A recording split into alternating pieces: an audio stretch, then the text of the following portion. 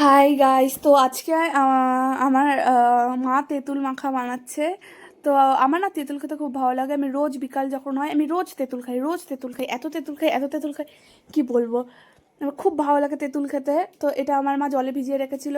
তো এটাকে প্রথমে একটু মেখে নিলাম, তারপরে এর মধ্যে দিল লবণ টবণ। লবণ দেওয়ার পর এখানে দিল চিনি। চিনি দেওয়ার পর এখানে দিল তেল, সর্ষের তেল। আর তারপরে দিল চিনি। তারপরে একটু লঙ্কা কুচি কুচি করে দিল। দিয়ে এটাকে এখন আমার মা মাখবে, ম্যাশ করবে। তোমরা কিন্তু আমার বেসিনের দিকে যেও না, প্রেশার কুকারের দিকে যেও না তোমরা। তোমরা একটু তেঁতুলের দিকেই দেখো। মানে এটা আমি যে ভিডিওটা বানাচ্ছি, ভিডিওটা করতে করতে আমার জিভে জল চলে আসছে। আশা করি তোমাদের জিভেও আসবে। তেঁতুল দেখলেই আমার জিভে জল চলে আসে। দেখো কতটা সুন্দর। আমি তো এটা নিয়ে দৌড়াতে দৌড়াতে উপরে জ্বলতে যাচ্ছি যাচ্ছি, উপরে যাচ্ছি যাচ্ছি যাচ্ছি, দৌড়াচ্ছি। তো আমি বুঝতেই পারছো, এই যে এই তেঁতুলটা আমি নিয়ে যা খুশি হয়ে দৌড়াচ্ছি।